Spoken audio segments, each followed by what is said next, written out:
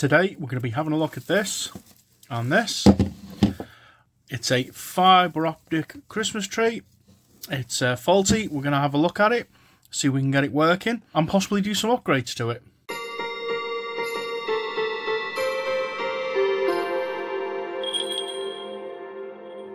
So after tidying up all the items we had out over Christmas, between November and the beginning of January, I lost count how many videos we filmed. We absolutely blitzed it and we got a great result from everybody who watched all the videos and commented and liked and subscribed. And I'm just going through some old projects. This has been on the back burner. I couldn't even tell you how long for, maybe 6-7 years, possibly longer. I have no idea who gave it to me. They just said they had it, they didn't have it for long and it stopped working. The usual thing that stops these things from working is the motors inside or a blown bulb, and some people aren't really tech savvy enough to take them apart, so we'll get rid of the tree parts. There's not really much to show. Looks like it's got a gold ribbon on it, which looks like it was added on. Nothing special about it. You can see the fibre optic thongs there. So here's our base. You can just about make out the halogen bulb inside and the spinning disc. These have been upgraded to just use LEDs and have no motor in them these days. Some do, some don't, but mainly to save cost, they've really whittled down the amount of components inside. As mentioned, one of the biggest failures on these are the motors. Yes, the bulbs do go and they can be replaced, but some people just don't really want to crack into things. How many screws have we got? We've got 3 screws in this one. So if you have a fibre optic tree and if you can still hear the motor turning, or come on screw, if you can see the disc spinning around, the coloured disc, then you just need a replacement bulb. We'll go through that procedure with you. You're mainly just looking at taking out some screws in the base and opening it up. Let's have a look. Oh, there's not much to this one. It's just all empty plastic in here. There's not much to it. So this is how your fibre optic tree works. You've got your power in. There's your on-off switch. Here's your bulb. It's a little tiny halogen bulb that you'd have in a ceiling light. There's your coloured wheel. That's what makes your tree do all of its colour changing and sequencing and flashing and twinkling. This disc is in amazing condition. I can only assume that it failed relatively short into its lifespan. I've got a box of spares, just all sorts of fibre optic tree stuff. I've got this wheel here off another model which is just black and white, so it just twinkles. This is a disc that I in quotation marks repaired with bulb paint and just added fresh colour on it because they do fade with the heat, and although it looks a little bit rubbish, it actually worked perfectly. So let's get this apart. We need to take that nut off.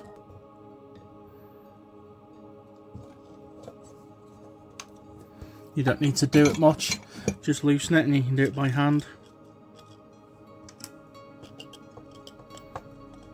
You don't necessarily need to remove this disc if you're just changing the bulb, but it helps.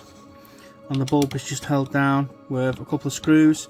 On some models it might be spring loaded, it might just be unclipped, but this one it's screwed down. Now all of the fibre optic lights that I have had dealings with have all used this bulb. Your mileage may vary with your product and it may be different, but if you have one of these small bulbs, it's an MR11, 12 volt, 10 watt. That's the direct. Oh, this one doesn't have the sometimes they have a glass cover on top. This one's just a bare bulb. I would not recommend replacing it with another halogen bulb. I would go for an upgrade. That's another halogen bulb. Let me just check my stash. Let's see, it's in this one. Ah, there we go. You can get them in LED. You can get them in cool white or warm white to keep the factory look. I got this. This is a warm white bulb. Let's just test. See? Nice and bright. And it's yeah, it only works one way. It's a polarity, means it only works one way, so it doesn't work that way, but it works that way. So just be aware, if it doesn't like when you first put it in, you need to swap it around in the terminals. If you put it in this way and it doesn't work, just turn it around 180 degrees, plug it in, and it should work. In fact, we'll just see if we can test it. So let's have a little quick look. Nope. Turn it around. Oh, there you go. So that does work. It's a little bit loose, so we need to check the terminals in there, see if there's anything we can do to fix it. This motor is definitely gone. Again, if it's just a bulb you're replacing, happy days, it's a nice simple procedure. When you've replaced your bulb, the procedure to put it back together is just the reverse of how you took it apart. So, how are we attached here? We're soldered. So we need to, you know what, just to make things easier, I'm just going to leave the wires attached.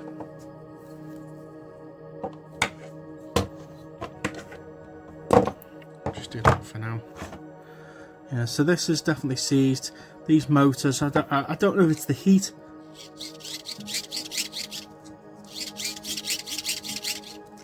So if you give it a good grip,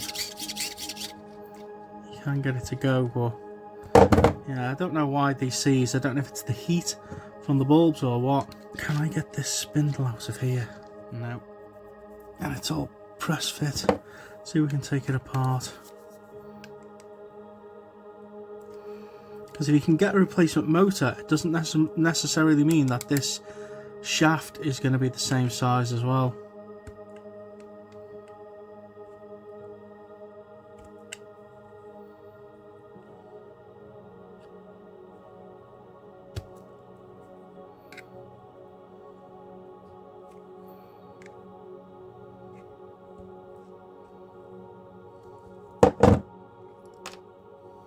So as you can see, it's all geared to give it the, I think, what is it? It's so there's your model number. It's 12 volts, 1 to 2 watts, 8 revolutions per minute. I'll have a little look on eBay and see if I can find something. TYD42. So I had a quick look on eBay and I found this synchronous motor. It's not 8 RPM, but it's 5 to 6, which is good enough for me. It's low wattage, it's 12 volt. That's another thing you've got to make sure you get. You're going to make sure it's a 12 volt unit because there's a lot of 240 volt units. It's quite cheap. I've put in an offer of $2.50. See if we can get a little bit of a bargain, see if we can get it for under £5 postage plus VAT, and we'll see how that goes. The shaft isn't quite the same, but I think we can adapt it. While I was there, I had a little look to see what bulbs they had. I couldn't find any colour changing LED bulbs, but you can get them in just plain red, plain amber, plain green and plain blue, and with that black and white flickering disc, it could make for an interesting effect, but I think everybody would prefer the colour changing. But we'll look for an LED bulb another day. I'm going to take this out just in case I need it. Most of them should have a similar shaft, but there was that many companies that made them. There's lots of differences. And this can go in the bin. Goodbye. So we'll just put all our bits to one side. This bulb is definitely gone, so that can go in the bin. Now I do have this. This is one that I think I retained for some reason. This is a bigger one, but the components are mainly the same. The only difference is, because it doesn't really matter to the fibre optic mechanism, the light will travel just as far with a small tree to a tall tree, and it's just a bigger base just to hold the mass of a taller tree. So this one, see, it's 10 watts, so that's the type of bulb, same type of bulb, so it should be similar components on the inside. So I'm not going to plug this one in case the bulb works and I don't want to burn the adapter out. So we'll take this one apart and see if we can salvage any parts from it to fix ours. The on-off switch is, there's an on-off switch there, and there's an alternative placement for it there. That's interesting. So as you can see, it's basically all the same gubbins, just on a bigger platform. So what I will do is because this disc is in quite good condition as well. It's just a bigger one. This motor seems to be a bit more freer flowing. There we go. This one's got a little extra little rubber grommet on it. So there's that one. We'll get the bulb out. Remember me mentioning that they're probably all basically the same, but there's just little weird things, like this one has a full cradle that it attaches to, where the other one, it's just the top piece that attaches to these tall plastic standoffs. So we'll disconnect the bulb. So there's an issue somewhere. Let me just check there's no loose wires. No, there's nothing there. Oh, hello. Ah, got a failure on this one. Well, there's your problem. So we've got a failure on the switch. So if I plug this back in, still doesn't work. Okay, let's put the bulb back in. The bulb is trying to light,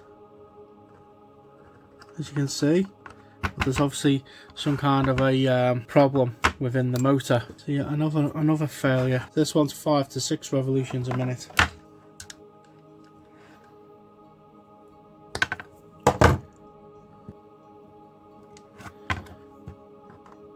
So with the motor removed, the bulb lights up normally, so motor's definitely bad. Not that we're bothered about this one because it's rubbish. So I'm going to have a little look on eBay and see if I can find a replacement motor, and we'll revisit this one. This will be a part 1, and we'll do a part 2 and see if we can get this thing finally working. So I hope you enjoyed this one. Not the best conclusion, but at least it's a start, and I will catch you on the next one.